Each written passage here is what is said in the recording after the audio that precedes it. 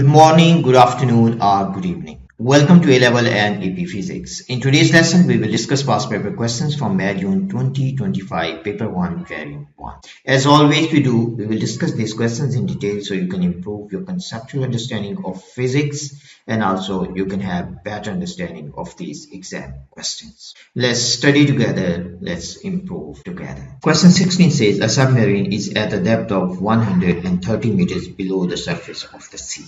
The pressure on the submarine due to the seawater is P. The submarine sinks to a depth of 260 meters below the surface. Assume that density of seawater is constant. What is the difference between the pressure on the submarine due to the seawater at the two depths? So this question can be answered very quickly. So if you look at these two values, 130 meters and 260 meters. So 260 meters is simply 2 times of 130 meters. So we need to find out the difference in P. So delta P we need to understand. This is equal to rho G delta H. So if delta H is double, so we can also say here delta P, this is directly proportional to delta H. If delta H is double, delta P has to be double. So if we say the pressure at this height, this depth is P, so at 260, the P has to be equal to 2P. So what is the difference between these two? So the difference we can simply say delta P will be equal to 2P minus P, so the answer is P. So the answer for this question has to be C. So this is how quickly you can answer the question. Now let me explain you this one step by step, little bit in detail, so you will be able to answer this one in a nicer way to develop your concept. Now first of all, we can say at 130 meters, what is the value of the pressure? So P is equal to rho G times 130 meters. This is the H. And then we can say at 260 meters, we can say this is P mu. This will be equal to rho G times 260.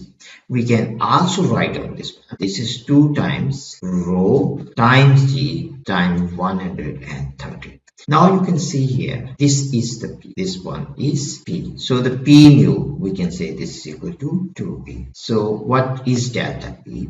So again delta P, we can say this is equal to P mu minus P. So this is 2P minus P. So the answer is P. So this is systematically you can answer. But the smart way to answer this question is, as I explained before. So as depth is double, this is double, so P has to be double, so the difference has to be 2P minus P. So that's the reason answer for this question is C. Question 17 says an object is falling in a uniform gravitational field. Which two quantities are sufficient to calculate the change in gravitational potential energy? So first of all, we need to understand change in GPE, gravitational potential energy. This is equal to mg delta H. But mg is equal to the weight of the object, means the force of gravity on the object. So we can simply say this is W times delta H. So W is the weight. So W is the weight, the force of gravity on the object. And delta H, this is the vertical displacement, the change in height. So this is vertical displacement. Now if you look at given options, option A is mass and acceleration of free fall. This is not enough. Mass and change in vertical displacement. This is also not enough. So this is also not possible answer. Weight and acceleration of free fall. So this is incorrect. If we have weight, we need vertical displacement. So this option is also not correct. Weight and change in vertical displacement. Answer for this one has to be D. So this is delta, so we can also say this is change in vertical displacement because we are calculating change in GP. So this is change in vertical displacement. So the answer for this one is D. Question 18 says the points X, Y, and Z are on a rough horizontal surface.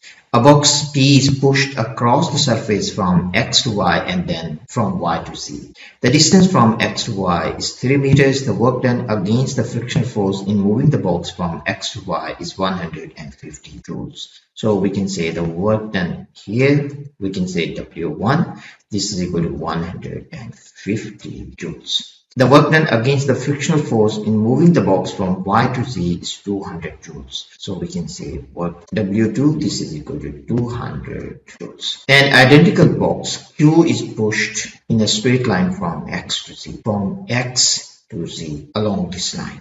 The magnitude of the frictional force between the boxes and the surfaces is constant. How much extra work is done against the frictional force in moving P then Q? So for this question, we need to understand is that we move one box along this path, along this one. So this is box P, and the box Q is moved along this line, but frictional force is the same. Frictional force is the same. So as here we have distance and we also have the work done, so we can find out the frictional force. So we can say W1, this has to be equal to F times T.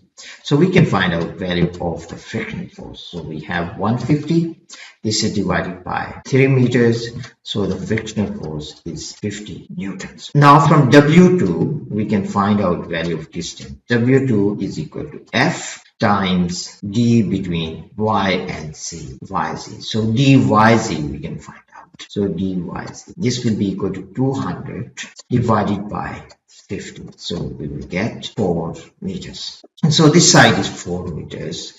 This side is 3 meters. So this side has to be 5 meters. Simply you can calculate. Let's say this is XC. So we can calculate XC. That will be equal to 3 square plus 4 square, just right angle triangle. So if we solve this one, this is 9, and here we have 16. So XC is equal to 5 meters. So XC is 5 meters. So this is 5 meters. So now we can find out work done from X to Z. We can say WXC. This is equal to F times DXC. DXC. So we can also say this is DXC. So to be consistent, you can say DXC. So this is also DXC. So we can find out amount of work done. Frictional force is the same. So this is 50 times 5. We will get 250 joules. So this is the amount of work done. We need to find out extra work done. So extra work will be the difference between these two. We can say extra work done. Extra work done. So what is total work done from X to Y and Y to Z? So we have 150 here, we have 200 here. So this is equal to 350 minus this work done from X to Z. This is equal to 250. So in this case, we will get 100 joules. So this is the extra amount of work. So the answer for this question is A. Question 19 says the momentum of a car of mass m increases from P1 to P2. What is the increase in kinetic energy of the car? So first of all, we need to find out the relationship between kinetic energy and momentum. So we can start with momentum. Momentum is equal to mv. So from here we can say v is equal to d divided by m. And kinetic energy is equal to 1/2 mv squared. So we can plug in value of v. V is equal to p divided by m. So we have p divided by m, square of this one. So we will get 1/2 m p squared divided by m squared. We can cancel this m with this. So we left behind with kinetic energy that is equal to p squared divided by 2m. So this is the main formula you need to answer this question. Now we need to find out the change in kinetic energy. So we can say kinetic energy 2 minus kinetic energy 1. Kinetic energy 2 will be equal to P2 squared divided by 2m. Kinetic energy 1, P1 squared divided by 2m. So in this case, 2m we can take out. So we can write down 1 over 2. So here we have P2 squared minus P1 squared. We can also write down this one, P2 squared minus P1 squared divided by 2. So the answer for this question will be A. And this relationship is very important one. So this must be in your mind to answer questions quickly. Question 20 says a parachutist is falling at constant terminal velocity. Which statement is not correct? So first of all, we need to understand parachutist is falling at constant velocity. If any object is falling at constant velocity, where the decrease in potential energy will go. Constant velocity, first thing you need to understand, it means change in kinetic energy is equal to 0. Now the question is that where potential energy will go, because the potential energy is also decreasing.